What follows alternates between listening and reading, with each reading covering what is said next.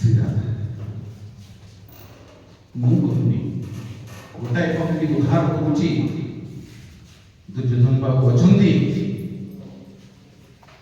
ମାଲାୟାଲମ ଭାଷାର ବିଖ୍ୟାତ କବି ସୁଗାତା ଉଦ୍ଗାତା ଶ୍ରୀରାଧା ପଢ଼ି ସାରିଲା ପରେ ଯାହା କହିଛନ୍ତି ସେ ଦିଧାଡ଼ି କେବଳ ଆପଣଙ୍କ ଆଗରେ ଉପସ୍ଥାପିତ କରିବେ। ସୁଗାତା କୁମାରୀ କହୁଛନ୍ତି ଶ୍ରୀରାଧା ପଢ଼ି ସାରିଲା ପରେ କେତେ ଚାହିଁଲେ ଟିକେ କାନ୍ଦି ପକେଇବି, କେତେ ଚାହିଁଲେ ଆଖିରୁ ଗୋଟେ ଲୁହ ଝରେଇବି, କିନ୍ତୁ ମୋର ଦୁର୍ଭାଗ୍ୟ ମୁଁ ଯେତେ ଯେତେ ଶ୍ରୀରାଧାଙ୍କ ଭିତରେ ପ୍ରବେଶ କରୁଥିଲି ସେତେ ସେତେ ବିମୁଗ୍ଧ ହେଇଯାଉଥିଲି। ରାତି ପରେ ରାତି ଅନିଦ୍ରାରେ କଟିଗଲା ସିନା ତାଙ୍କ ଭାଷା ମୋ ଭାଷା, ରାତି ପରେ ରାତି ଅନିଦ୍ରାରେ କଟିଗଲା ସିନା, ନିସ୍ତବ୍ଧ ଅସ୍ଥିରତାରେ କଟିଗଲା ସିନା, ନା ଟୋପାଏ ଲୁହ ବୋହେଇ ପାରିଲି, ନା ଶ୍ରୀରାଧା ପାଇଁ ବିପଦ ଲେଖିପାରିଲି।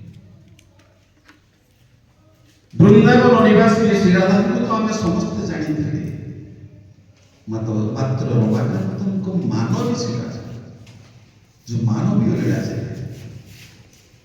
ତାକୁ ଭୁଲି ସାରିଲା ପରେ ଯୋଉ ଚମକ ମୋ ଭିତରେ ଖେଳିଗଲା, ସେ ଶ୍ରୀରାଧାଙ୍କର ପ୍ରତିମୂର୍ତ୍ତି ମୋ ଆଖିରେ ଝଲସି ଗଲା। ମୁଁ ମୁହ୍ୟମାନ ହେଇଗଲି, ନା ଲେଖିପାରିଲି, ନା ପଢ଼ିପାରିଲି, ନା କାନ୍ଦି ପାରିଲି, ନା ହସି ପାରିଲି। ସେଇ ଶେଷାଂଶଟି ଆପଣଙ୍କ ଆଗରେ ଉପସ୍ଥାପିତ କରିବି। ଯୋଉ କଥା କହୁଥିଲେ ଶ୍ରଦ୍ଧେୟ ଫକୀର, ଶ୍ରେଷ୍ଠ କବିତା ହଉଛି ସିଏ ଯେ ପାଠକର ମନେ ରହିଯାଏ, ପଢୁ ପଢୁ ଯାହା ବୁଝି ହେଇଯାଏ, ସିଏ ହଉଛି ଶ୍ରେଷ୍ଠ କବିତା। ଏ ସଂଜ୍ଞା ମୋର ନୁହଁ, ଏ ସଂଜ୍ଞା ହଉଛି କବି ରମାକାନ୍ତ ରଥଙ୍କର। କହୁଛନ୍ତି ସେ କବିତାର ସର୍ବଶ୍ରେଷ୍ଠ ଭାଗ୍ୟ ହଉଛି ପାଠକର ମନେ ରହିବା। ଏଇଟା ହଉଛି ଶ୍ରୀରାଧା କବିତା। ଯୋଉମାନେ ପଢିଛନ୍ତି ସେମାନଙ୍କୁ ସତ ଧନ୍ୟବାଦ, ଯୋଉମାନେ ପଢି ନାହାନ୍ତି ତାଙ୍କୁ ସତ ଅନୁରୋଧ, ଅନ୍ତତଃ ପକ୍ଷେ ସବୁ ନ ପଢିଲେ ନାହିଁ, ଶେଷାଂଶର ଶେଷ କବିତାଟି କେବଳ ଥରଟିଏ ପଢିବେ। କବିତାରେ ରମାକାନ୍ତ କହୁଛନ୍ତି ତମେ ଆଉ ନାହ ବୋଲି ଖବର ଆସିଛି। ମୁଁ ଟିକେ ପୃଷ୍ଠବନ୍ଧ କରି ଆପଣଙ୍କ ଆଗରେ କହିଦିଏ କେତେ ବଡ କବିତା। କୃଷ୍ଣଙ୍କର ମହାପ୍ରୟାଣ ହେଇଯାଇଛି, ଖବର ଆସିଛି ବୃନ୍ଦାବନକୁ, ଶ୍ରୀକୃଷ୍ଣ ଚାଲିଗଲେ। ଏତିକିବେଳେ ଶ୍ରୀରାଧାଙ୍କର ପ୍ରତିକ୍ରିୟା କଣ? ରାଧା କୃଷ୍ଣଙ୍କର ମିଳନର ସମସ୍ତ ସମ୍ଭାବନା ଅତିକ୍ରାନ୍ତ ହେଇସାରିଲା ପରେ ଶ୍ରୀରାଧାଙ୍କର ପ୍ରତିକ୍ରିୟା କଣ?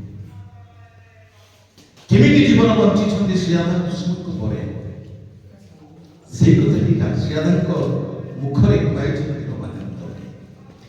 ତମେ ଆଉ ନାହ ବୋଲି ଖବର ଆସିଛି, ମୁଁ ତମର ଅନ୍ୟତମ ବିଧବା ନୁହେଁ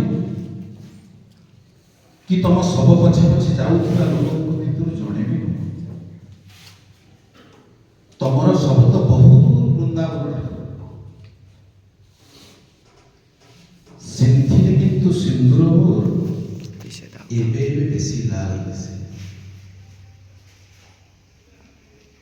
ଲୋକଙ୍କ ବିନୋଦ ପାଇଁ ନାଚିବା କୁଦିବା ଛାଡ଼ି ଦେଇ ଆସ ବର ବେଶେ। କୃଷ୍ଣ ଚାଲିଗଲା ପରେ ରାଧା କହୁଛନ୍ତି ତମେ ଚାଲିଗଲା ପରେ ମୋ ସିନ୍ଦୁର ବେଶୀ ଲାଲ ଲାଲ ଦିଶୁଛି। ମୁଁ କଣ କରିଛି କୃଷ୍ଣ ଶୁଣିବ? କନ୍ୟା ପରି ମୁଁ ପିନ୍ଧିଛି ଅଳଙ୍କାର ପାଟ ପିତାମ୍ବରୀ, ଯେତେ ଥଟା ଅପଯଶ ସବୁରି ଜବାବ ଦେବି ଚୁଡ଼ି ଝମ୍ ଝମ୍ କରି। ତମେ ଆଉ ନୁହ କାହା ପିତା ପୁତ୍ର ସ୍ୱାମୀ, ଆମର ବିଦାୟ ଦିନ ପୂର୍ବ ରାତି ପରି ଆଜି ତମେ ଶୁଦ୍ଧ ଜଗଲାନି।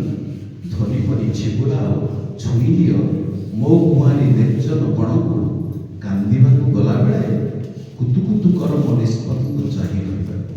ଆସ କୃଷ୍ଣ ଆସ, ଆସ କୃଷ୍ଣ ଆସ, ଆଜି ହିଁ ଖେଳିବା, ଆଜି ହିଁ ଖେଳିବା। ତେବେ ତମେ ତ ଆଉ ଏବେ କାହାର ପୁଅ ନୁହଁ, କାହାର ସ୍ୱାମୀ ନୁହଁ, କାହାର ଭାଇ ନୁହଁ, କାହାର ପୁତୁରା ନୁହଁ, ଏବେ କାହା ସହିତ ତମେ ନୁହଁ। ଆସ ଏବେ ତମକୁ ଏକାନ୍ତ ଭାବେ ପାଇବାକୁ ଅପେକ୍ଷା କରିଥିଲି। ପୁଣି କଣ କହୁଛନ୍ତି? ଜୁଇରେ ସ୍ଥାପନା କରି ତମର ଶରୀର ସେମାନେ ଦେଖିବେ ନିଆଁ ଜାଳି ଦେଇ ଯାଏ।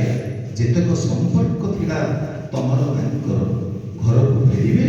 ପୁଣି ଦିନା କେତେ ପରେ ତମେ ଆଉ ନଥିବାର ଶୂନ୍ୟ ସ୍ଥାନ ପୂର୍ଣ୍ଣ କରୁଥିବେ ତମର ସ୍ମୃତି ସମତ ନାନାଦି କଥାରେ।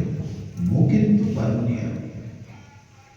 କିନ୍ତୁ ପାରୁନି ଆଉ ରୋକି ମୋର ସୁଖ ସନ୍ତୋଷକୁ। ତମେ ଯଦି ତାଙ୍କ ପାଇଁ ନ ମରିଥାନ୍ତ, ତମେ ଯଦି ତାଙ୍କ ପାଇଁ ନ ମରିଥାନ୍ତ ମୁଁ ଗୋଟା ପଟେ ପାଇଥାନ୍ତି କି? ତମେ ଯଦି ତାଙ୍କ ପାଇଁ ନ ମରିଥାନ୍ତ ମୁଁ ଗୋଟା ପଟେ ତମକୁ ପାଇଥାନ୍ତି କିପରି? କାହାରିକି ଜଣା ନାହିଁ ସେ ଅଛନ୍ତି ବୋଲି, କାହାରିକି ଜଣା ନାହିଁ ସେ ଅଛନ୍ତି ବୋଲି। ତେଣୁ ମୁଁ ନଈକୁ ଆସିବା ବାଟରେ ପଛେ ପଛେ ଆସିବେନି କେହି। ସେମାନେ ସମସ୍ତେ ମତେ ଭୁଲିଯିବେ କିମ୍ବା ଶୋଇଥିବେ ଅଚେତ। ଯେତେବେଳେ ମୁଁ ତୁମକୁ ଭିଡ଼ି ଧରିଥିବି ମୋ ଛାତିରେ, ଯେତେବେଳେ ବାଧା ଦେବା କିମ୍ବା ପଦେ କଥା କହିବାକୁ ମୋର ଆଉ ସାମର୍ଥ୍ୟ ନଥିବ, କିନ୍ତୁ ତମ ହାତ ବୁଲି ଯାଉଥିବ ମୋ ସର୍ବାଙ୍ଗ ସାରା, ମୋର ଆଉ ସାମର୍ଥ୍ୟ ନଥିବ, ଯେତେବେଳେ ମରିପାରୁନଥିବି ଅଥଚ ମରିପାରୁନଥିବି ଅଥଚ ଯିବା ବି ପୁରା ଅସମ୍ଭବ। কিছু সূত্র কবিতা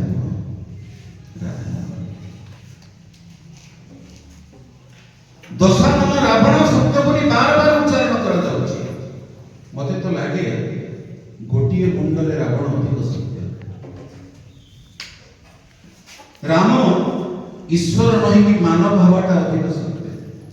রাধা মানবী নহি কি দেবী নহি মানবী হবা অধিক সত্য। নিকাঞ্চন নৈবন্ধ ଉପରେ ଜଣେ ଭଦ୍ରଲୋକ ଯାଉଥିଲେ। ଗୋଟିଏ ମିନିଟ କଥା ଦେଖିଲେ ବାଙ୍କି ଯାଇଥିବା ଅଣ୍ଟା 80 ବର୍ଷର ବୁଢା ସେ କୁଡ଼ିଆ ଭିତରେ ବସି ଚୁଲି ଜାଳୁଛି।